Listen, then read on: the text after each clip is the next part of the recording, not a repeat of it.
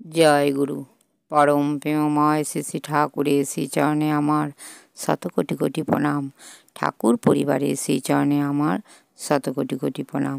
সকল ইষ্টপ্রাণ দাদা ও ভক্তিমতী মায়েদের আমার রানন্দিত জয় গুরু। আজ আমি বলবো, অনেক ভক্ত আছে যারা দীক্ষা নিয়েই মহা বিপদে পড়েছে। এর কারণ কি? তবে কি সদ্গুরু দীক্ষা নেওয়াই কি ভুল হলো? এর পিছনে কি কারণ আছে তা নিয়ে দুটি লোমহর্ষক সত্য ঘটনা বলছি। প্রথম ঘটনা হলো, একদিন এক ঋত্বিক দাদা এক দাদাকে যাজন করে দীক্ষা দিলেন। বললেন, দীক্ষা নিলে সব বিপদ কেটে যায়, অকাল মৃত্যু রোধ করা যায় ইষ্টভীতির মাধ্যমে। তো দাদাটি দীক্ষা নিয়ে বাড়ি আসে। তার বউকে বলে যে আমি সদ্গুরু দীক্ষা নিয়েছি। পরের দিন সকালবেলা ইষ্টভীতি করেন ও যথাসময়ে স্নান করতে যান। এবার স্নান করতে গিয়ে কোনো কারণে পড়ে যান এবং পড়ে তার পাটি ভেঙে যায়। এবার তো বউ বিশাল চিৎকার চেঁচামেচি করে বলেন, আমি দীক্ষা নিতে বারণ করেছিলাম, তাও দীক্ষা নিলে? কাল দীক্ষা নিয়েছ, আজ তোমার পা ভাঙল, তোমার দীক্ষা নেওয়াটা স্যুট করেনি। এই কথা শুনে তো দাদাটি আরও রেগে গেল। সত্যিই তো, কাল দীক্ষা নিয়েছি আর আজ আমার পড়ে গিয়ে পাটাই ভেঙে গেল। ঋত্বিক দাদাকে তো খুব গালমন্দ করছেন, ফোন করেও হুমকি দেন। আপনি বললেন বিপদ কেটে যাবে, এ তো মহা বিপদ হয়ে গেল। আপনাকে আমি ছাড়ব না, আপনার জন্য আমার এই দশা। ঋত্বিক দাদা একটু ভয় পেয়ে যান। এ আবার কি হলো? ঋত্বিক দাদা খুব ঠাকুরের নাম করতে লাগলেন। এদিকে দাদাটি হাসপাতালে গিয়ে পা প্লাস্টার করে নিয়ে আসেন। পায়ের হাড় ভেঙে গেছে, পা ভাঙা অবস্থায় ঘরে বসে আছেন। দাদাটি ভাবল বাইরে গিয়ে একটু গাছে জল দিই। তো দাদাটি ফুল গাছে জল দিচ্ছেন। এমন সময় একটি বিষধর সাপ এসে ওনাকে এক ছোবল দেয়। দাদাটি ওই বিষধর সাপটিকে দেখে ভয়ে কাঁপতে থাকে। তার ওপর আবার ছোবল দিয়েছে। দাদাটি দেখেন ছোবল তো দিয়েছে, কিন্তু পায়ে না, প্লাস্টারের ওপর। এই দেখে সে তো ভীষণ খুশি। শেষে ঠাকুরের অশেষ দয়া।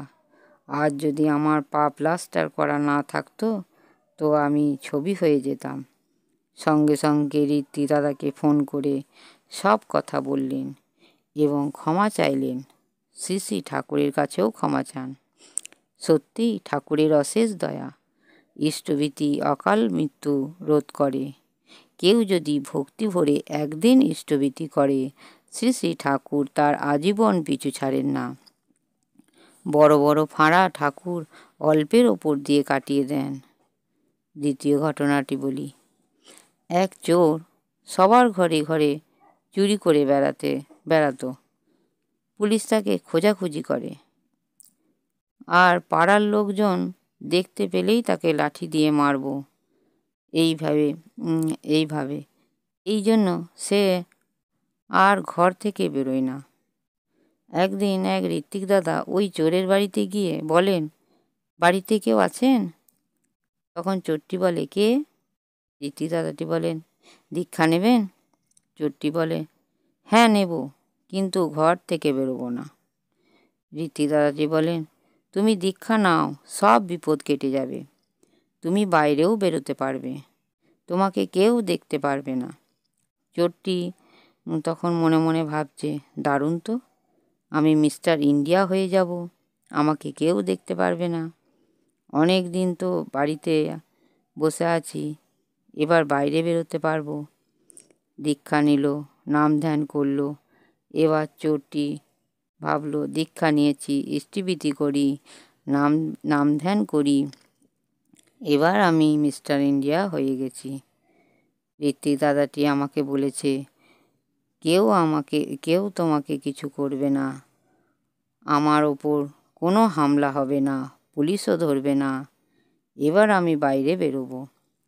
এবার চোরটি বাজার দিয়ে যাচ্ছে আর সবাইকে বলছে, আমাকে দেখতে পাচ্ছ?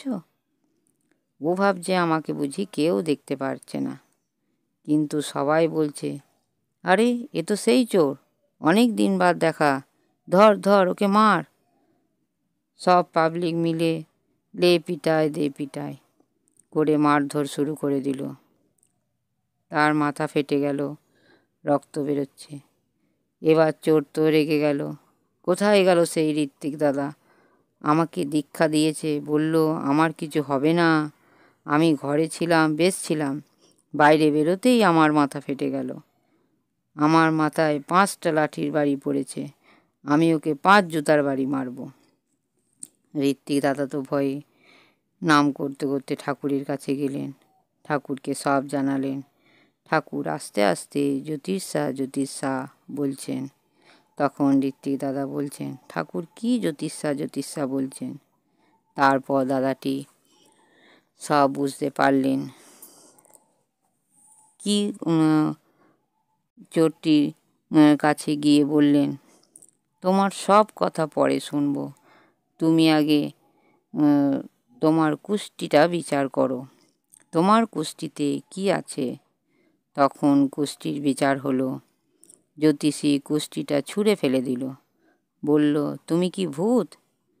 তোমার বাঁচা তো অসম্ভব, তোমাকে এই পৃথিবীর কোনো শক্তিই বাঁচাতে পারবে না। যেদিনে তোমার মাথা ফেটেছে সেই দিনেই তোমার মৃত্যু ছিল, তুমি কি করে বেঁচে আছো? তখন ঋত্বিক দাদাটি বলছেন, এই হলো আমার পরম পিতা, তিনি সব সময় ভক্তদের রক্ষা করেন। আজ উনি বেঁচে আছেন, ওনার মৃত্যুর যোগ ওই মাথা ফাটার ওপর দিয়ে কেটে গেল। তখন চোরটি সব বুঝতে পারল, ক্ষমা চাইল শ্রী ঠাকুরের কাছে। তাহলে বুঝতে পারছেন, যতই বিপদ মহাবিপদ আসুক, কিছুতেই ঠাকুরকে ছাড়বেন না। তখন বিশ্বাসের সাথে বেশি বেশি করে নাম করবেন, সব বিপদ কেটে যাবে। সদ্গুরু দীক্ষা নিলে বিপদ হয় না, বরং মহা বিপদ কেটে যায়। ভিডিওটি ভালো লাগলে একটি সাবস্ক্রাইব করে, লাইক কমেন্ট শেয়ার করে আমাকে পরের ভিডিওটি করতে উৎসাহিত করবেন। কিছু ভুল ত্রুটি হলে ক্ষমা করবেন। আপনাদের কাছে একটু যাজন করার চেষ্টা করছি মাত্র। পরম পিতার আতুল চরণে আমার প্রার্থনা, সবাই ভালো থাকবেন, সুস্থ থাকবেন ও আনন্দে থাকবেন। জয় গুরু। বন্দে পুরুষোত্তমম।